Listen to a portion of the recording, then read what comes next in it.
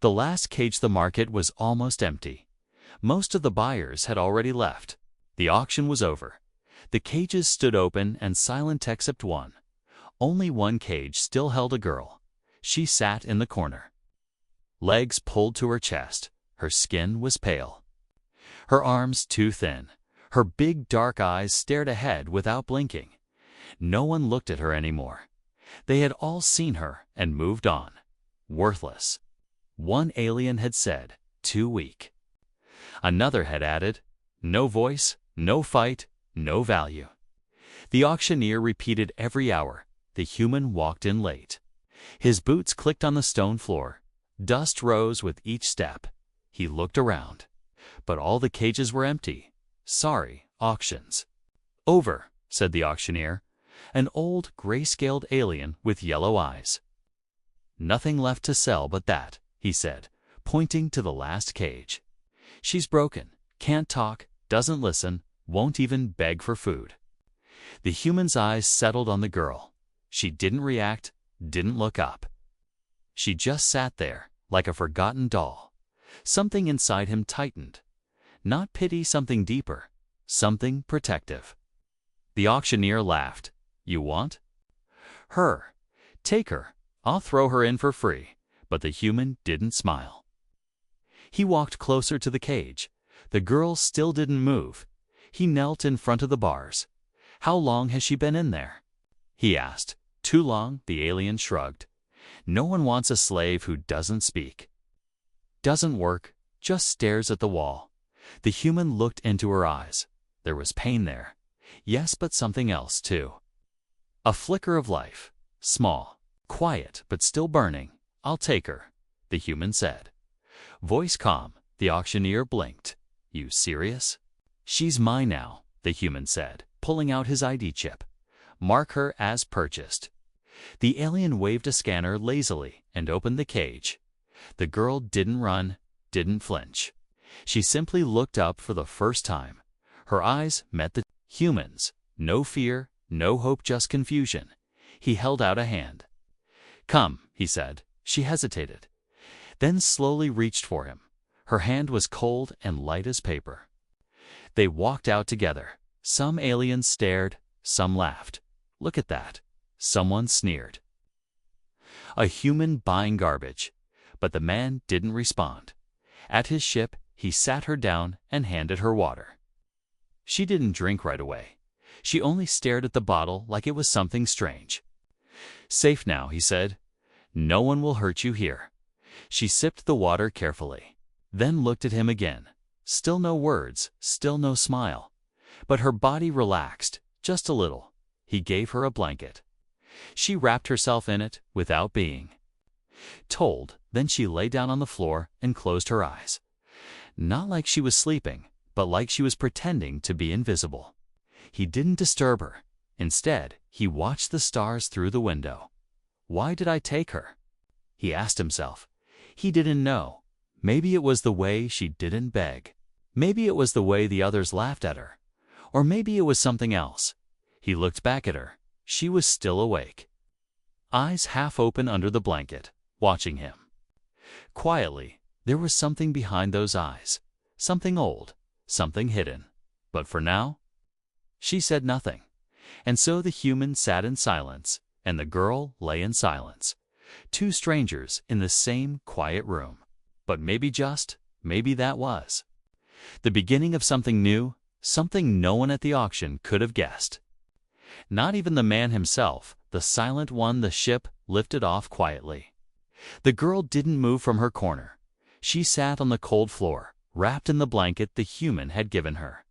Her eyes followed the lights on the wall, blinking in quiet rhythm. But she said nothing. The human, named Joran, checked the controls.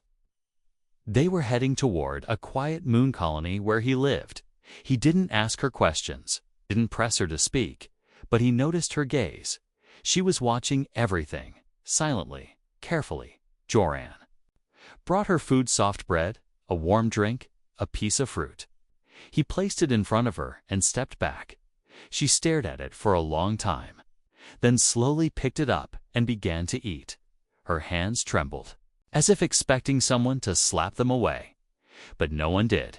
You don't have to rush, Joran said softly, but she still ate fast, like she was used to sharing with rats, or worse, fighting for scraps. When she finished, she looked at him, still. No words, but her eyes said something. A small flicker like, thanks, maybe. Then she lowered her head again. Joran sat down across the room. I don't know your name, he said. The girl didn't react. That's okay, he added. You don't have to talk. A pause. But if you ever want to, I'll listen. She shifted slightly under the blanket, still silent, still guarded, but something was different. She wasn't shrinking into the walls anymore. That night, Joran woke up to soft footsteps. He turned and saw the girl standing in the doorway. Her eyes were wide with fear. She clutched the blanket around herself like armor. You can sleep in the bed, Joran said gently. He pointed to the soft cot near the heater. It's yours now. She didn't speak, but after a long pause, she walked to the cot. She lay down slowly, like she didn't trust the softness. And finally, she slept. For the first time in who knew how long, she slept without chains. The next day, Joran found her standing near the ship's window. She stared at the stars, her fingers resting lightly on the glass. Her face calm but distant. What do you see? Joran asked from behind her. She didn't turn, didn't speak. But she traced a shape on the glass's circle, then a slash through it. Joran tilted his head. A planet. He guessed. She looked at him, her eyes unsure. Then she nodded. Once. Very slowly. She had understood him. That changed everything. If she could understand words, maybe she could learn to speak again. Or maybe she had never spoken at all. Maybe something had taken her voice. Joran began teaching her small words. He pointed at things and spoke slowly. Clearly. Cup, food, star, sometimes. She copied the shape of his lips without sound. Sometimes she drew the word with her finger on the wall's dust. He gave her a small screen tablet to draw with, and she began to draw beautiful. Strange symbols, maps, stars, lines that twisted like rivers. She wasn't just a slave, Joran realized. She had once learned things, important things. But who was she? And why was she left behind? A few days passed. The girl now helped around the ship in small ways. She cleaned surfaces, sorted supplies, refilled water tanks. Always quiet, always careful. She still flinched when Joran got too close, but she no longer looked afraid to breathe. One evening, Joran found something new. Tucked under his tools was a folded piece of cloth. Inside it, a drawing, a simple one, made by finger on dusty glass. It showed a man giving a blanket to a small girl. The girl was smiling, just a little. The man looked surprised. He smiled too, holding the cloth-like treasure. She's trying, he whispered. She's still in there, but that night, the girl woke up screaming silently. Her mouth was open, eyes wide, hands shaking, but no sound came out. Joran rushed in.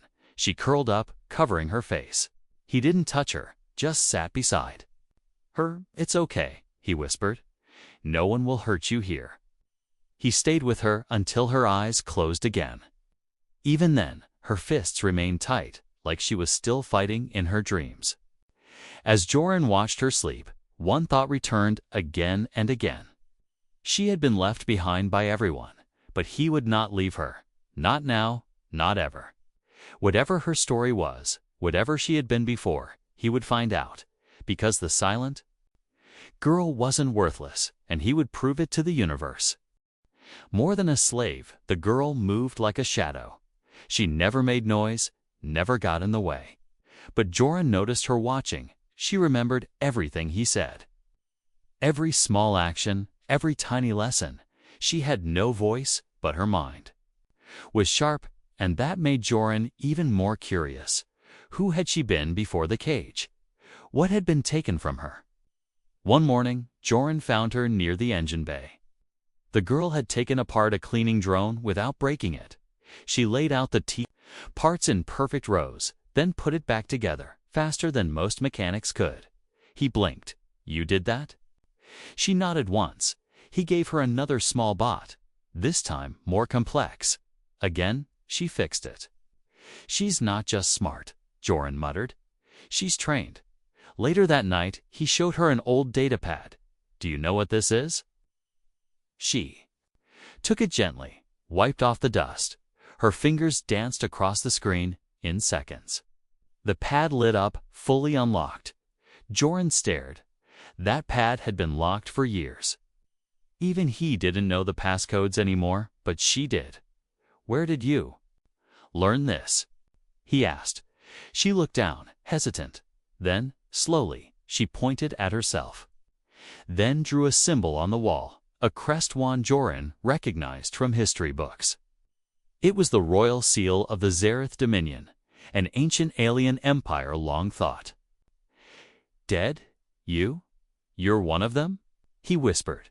She nodded, barely, her eyes full of fear. The next day, Joran dug into old records.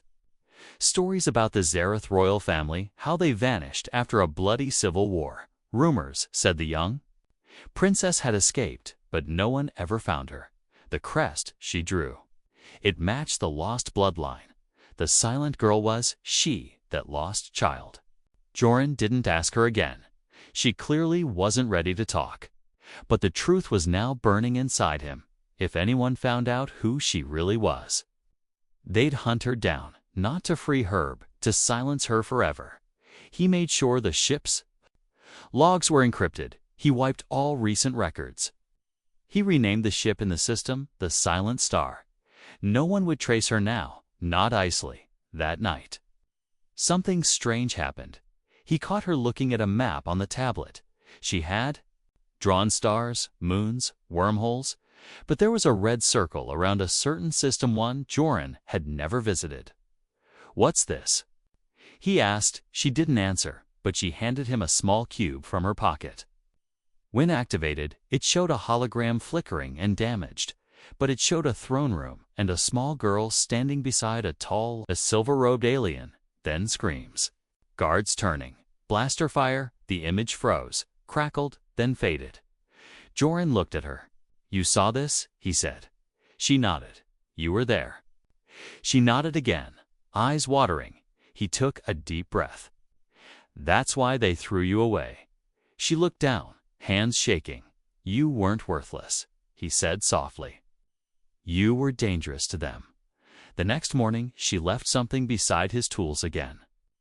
It was a simple drawing. Him holding a sword, standing between her and a wall of darkness. Behind her, a crown broken in two. But she had drawn herself standing taller now, not curled, not afraid. "She's remembering who she is," Joran whispered. And not just that, she was beginning to believe it again. Days passed. They trained together. He taught her how to use the emergency controls. She showed him how to reroute power through hidden ports in the ship. He gave her puzzles to solve. She solved them all faster than any child he'd ever seen. One night, they were eating quietly when she suddenly tapped his arm. She pointed to her chest, then drew a single line in the air. He didn't understand at first. Then she tried again, this time drawing a name in the air with her finger. Letter by letter, Saria, he read aloud. Her hand stopped, and she nodded. His voice softened. Saria. A small breath escaped her lips, like relief. It was the first time she had shared her name. It wasn't just sound, it was a piece of her identity. Returned, Joran leaned back. "Well, Saria," he said with a smile, "looks like you're not just more than a slave. You're more than most people ever dreamed, and for the first time." She smiled back. Hunted against Saria had changed. She still didn't speak out loud, but her eyes no longer held fear. She moved with quiet confidence now. Her steps were steady, her hands sure. And Joran could feel it. She was no longer just surviving. She was becoming someone powerful. But peace never lasts long, not in the deep stars. It started with a strange signal while they were traveling through the outer belts of the Nalar system. Joran heard a faint ping on the radar short. Sharp. To clean. Not natural. Not a rock. Or a stray satellite. Someone scanning us, he muttered. Saria looked up from the panel she was working on. Her eyes narrowed, focused. He moved quickly, shutting down non-essential systems. The ship drifted dark through space. He switched to manual nav, cutting the signal trail, but the scan came again, stronger this time. Whoever it was, they had found them. A few hours later, Joran spotted a dark ship shadowing them. No lights, no ID codes, but it moved like a predator. Silent, fast, patient. Joran's heart sank. He recognized the shape, a bounty hunter-class vessel, built for one thing: catching fugitives. Did someone tip them off? He asked himself. He had wiped their logs, changed the ship name, but still, someone had found them. Or maybe they had never stopped looking for her. Saria stood beside him, clutching the seat's edge. She pointed at the screen, then made a slicing motion with her hand. Cut the engines. Hide. He nodded. They slipped behind an asteroid field, floating quietly, hoping the hunter would pass. But it didn't. The dark ship slowed too, scanning the rocks. They were being hunted, and the hunter was skilled. Inside the ship, the lights dimmed to red. Joran handed Saria a pack. Take this. It's got emergency food, water, and a beacon. She shook her head. He frowned. If I say run, you run. She stared at him, eyes hard, then slowly nodded. Suddenly, the ship rocked. An energy bolt slammed into their shields. Joran gritted his teeth. So much for hiding. He powered up the engines, pushing the ship into a sharp dive. Saria braced herself as sparks flew across the ceiling. Their little freighter wasn't built for combat. But Joran knew the asteroid field better than any hunter. They weaved between rocks. Twisting through narrow gaps, the hunter ship fired. Again, barely missing their thrusters, Joran shouted, Saria, route power to the rear shields. She was already on it, fingers moving fast across the console. The shields flared to life just in time to block a second blast. She turned to him and held up a small wire, then pointed to the power core out and overload. He blinked. That's risky, she nodded. Serious, but it was their only chance. He gave her the go. She dove into the maintenance shaft while he kept dodging fire. The ship groaned under pressure. Warning lights blinked everywhere. But Saria didn't stop. Moments later, she shouted from below just one word. Now, Joran slammed the emergency release. Their ship dropped a pulse mine behind them. The overloaded core sent out a massive burst of energy. The blast hit the hunter ship mid-turn. It spiraled off course, crashing into the edge of a rock wall. Silence followed. Joran slowed the ship, smoke filling the cabin. Then laughter, relieved. Tired laughter. He turned and saw Saria climbing out of the shaft. Her face covered in grease, eyes wide, but there was a spark in them. She had done it. She had saved them both. Later, they docked on a hidden moon to rest and repair. Joran stood outside the ship, looking at the stars. Saria came beside him, holding a small drawing. She handed it to him. It showed their ship. Soaring above fire and shadows, two figures stood inside, one tall, one small, side by side. No chains, no fear. Joran looked at her. You're not a slave, he said softly. Not anymore. She looked up at him, then touched her chest and pointed to the stars. A silent promise she would never be caged again. Not by the past, not by her enemies, and not by fear. And together, they would fight anyone who tried. Voice in the dark, the ship floated in silence. Repairs were halfway done. Joran was fixing a cracked stabilizer. Saria was resting in her small corner with tools beside her. The battle with the hunter had shaken them both, but something was changing in the girl. Saria moved more freely now. She even smiled once, just a little, when the ship's light systems flickered back to full power. Her silence wasn't fear anymore. It was something else. Something heavy she had been carrying for years. That night, Joran was sleeping when a strange noise woke him. A soft sound, like breath caught in pain. He grabbed his light and followed the sound. It came from the storage room. There, he found Saria on the floor. Her arms were wrapped around her knees. Tears ran down her cheeks. But no sound left her lips. Joran stepped closer. She didn't flinch this time, but she looked up at him with shaking eyes. And then something happened. She opened her mouth, and a sound came out. Not a full word, just a broken whisper, but it was there. A whisper of air, shaped like a word. No. Joran froze. Saria, he said softly, kneeling beside. Her lips moved again. They took everything. The voice was rough, barely there, like wind across gravel. But it was hers, and it was real. He didn't speak, didn't interrupt. He just let her speak, even if it hurt. Fire, screaming. My mother, she told me to run. Tears ran down her face, but she kept going. I didn't want to leave her, but the guards, they grabbed her. Her breath caught. Joran placed a blanket around her shoulders. You don't have to say it all now, he whispered. But Saria shook her head. She needed this. I hid in the pipes. I watched them kill everyone. I was the last one. They found me days later. I didn't speak. I didn't cry. I thought if I stayed quiet, I could disappear. Joran felt anger rise in his chest. Who could do this to a child? A royal child, no less. But that didn't matter. Even if she had been born in the dirt.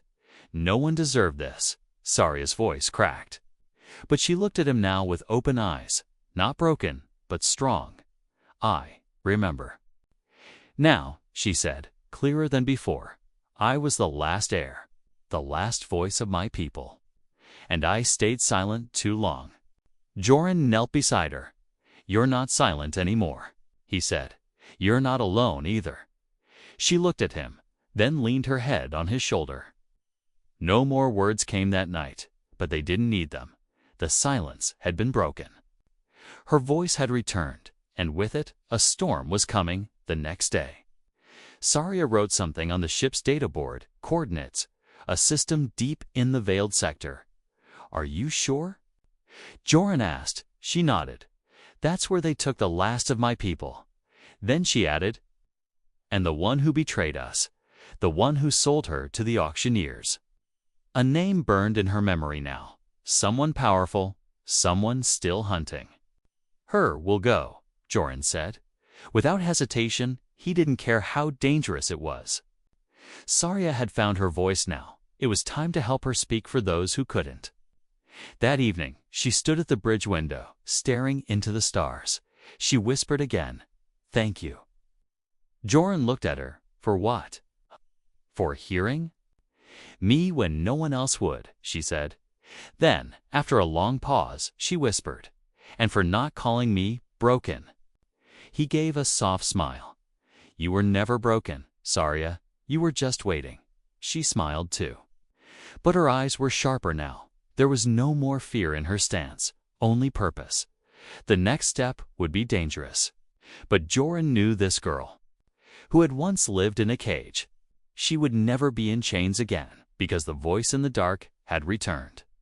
And the stars were finally listening. The worthless, no more the veiled sector, was silent. Cold and dark, no one traveled there, unless they had too many old war relics, broken moons, and secret shadows.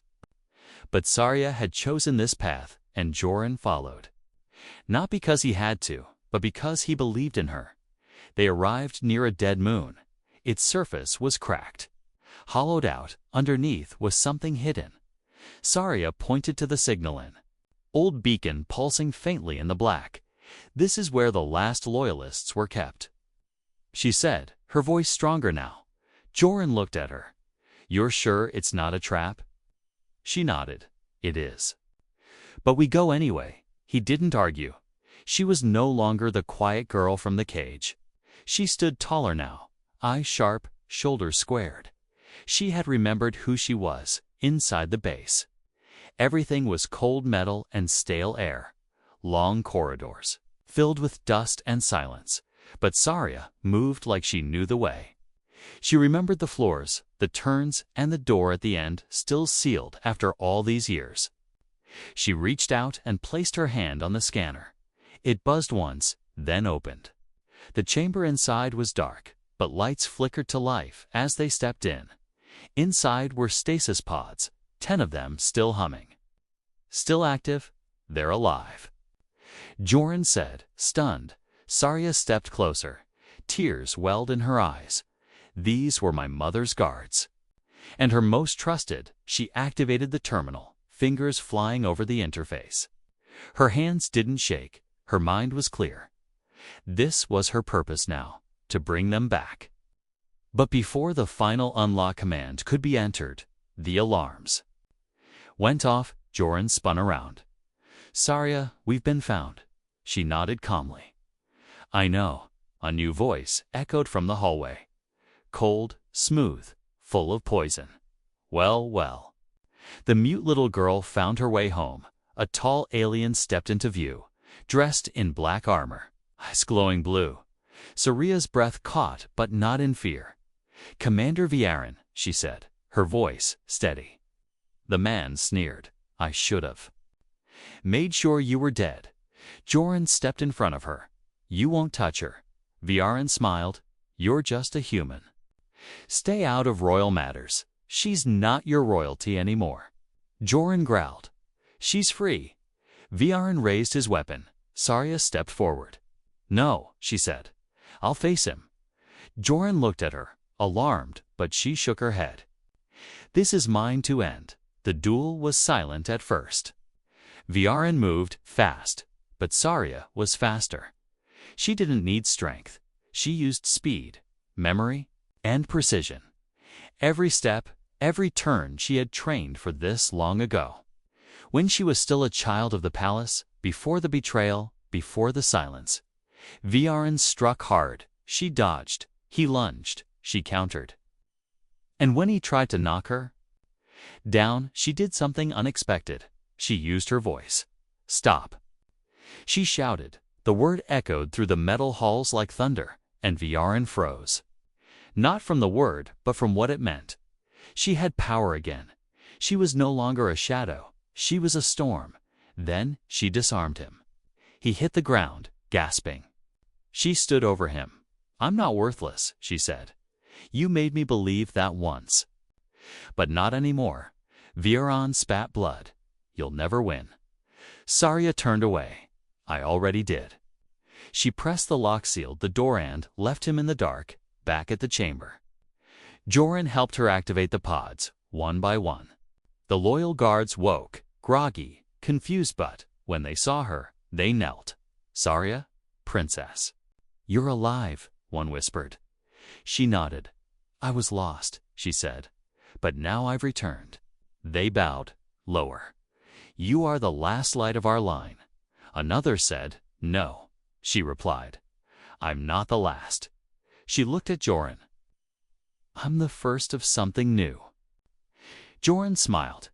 She wasn't just a survivor now. She was a leader. They left the moon together. With loyal followers behind them and a new mission ahead, the galaxy had once called her broken, thrown away, forgotten. But now the stars would remember her name, Saria, the girl they called worthless, now the one who would change everything. A name of her on the stars stretched out in every direction. But Saria didn't look at them with fear anymore. She stood at the bridge of the ship, tall, calm, and in control. The one silent girl who had lived in a cage now led her own path through the galaxy. Behind her, 10 loyal guards sat in the main cabin. Awake, alert, ready to serve. They had sworn their loyalty again, not to the crown she had once worn, but to the person she had become. Joran sat beside her, hands on. The controls. He looked at her with quiet pride. You sure about this? He asked. She nodded. It's time. Their destination. The High Council Station of Targon Prime. A place filled with ambassadors, warlords, and rulers. A place where Saria's name had once been erased. Now she would bring it back, but not as a victim this time. As a voice that could not be silenced. As they landed, whispers began. Many recognized her face from old records. Some laughed, thinking she was an imposter. Others turned pale, knowing the truth. When she entered the grand hall, everything went quiet. Saria walked straight down the central aisle. No chains. No handlers, only her steps echoing through marble and stone. The guards followed, and Jorn walked at her side. The Speaker of the Council rose from his seat. You dare enter this place? He hissed. You are nothing but a forgotten child of a fallen house. Saria didn't flinch. Instead, she stepped forward and pulled a small crystal from her cloak. She placed it on the center platform. It glowed, projecting a message in her mother's voice, a message recorded long ago. Farewell to a daughter hidden in fear. And a final truth, naming Saria as the rightful voice of the Dominion. Gasps filled the room. The speaker stumbled backward. This cannot be. It is, Saria said clearly. For a moment, the room remained frozen. Then a few aliens stood and bowed. One by one, others followed. Some in shame, some in respect. Saria didn't smile. She only said one thing. I'm not here to claim power. I'm here to build peace. Jorn looked at her, proud beyond words. He remembered the girl curled in the cage, the one who didn't speak, didn't move, didn't hope. She had become more than anyone imagined after the meeting. Saria stood on a balcony overlooking the city lights. Jorn joined her, 2 cups of warm tea in hand. She accepted one and sipped slowly. Do you regret it? He asked, coming back into the light. She shook her head. No, she said. But I don't want to be a princess again. He nodded. Then what do you want to be? She looked up at the stars. I want to be someone who listens, someone who protects others the way you protected me. Jorn smiled. You already are. She turned to him and whispered, I used to think I was broken. I used to believe their lies. He didn't interrupt. She continued, but you? You never looked at me like I was less. You saw me before I even saw myself. A pause. Then she said quietly, I want to leave my old name behind. Jorn blinked. Then what name will you choose?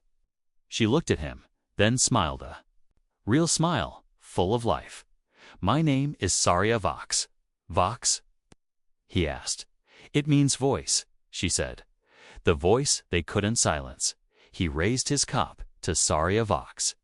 She clinked her cup to his, to freedom. Months passed. Saria and Jorn traveled from planet to planet. They rescued others who had been cast aside, children, outcasts, survivors. Their ship was no longer just a vessel, it was a sanctuary. Saria taught others what she had learned, how to build, how to speak, how to lead, and most of all, how to believe again. Her story spread across the stars. From the slums of trading ports to the courts of distant empires, they called her many things. Silent flame, the star-born heir.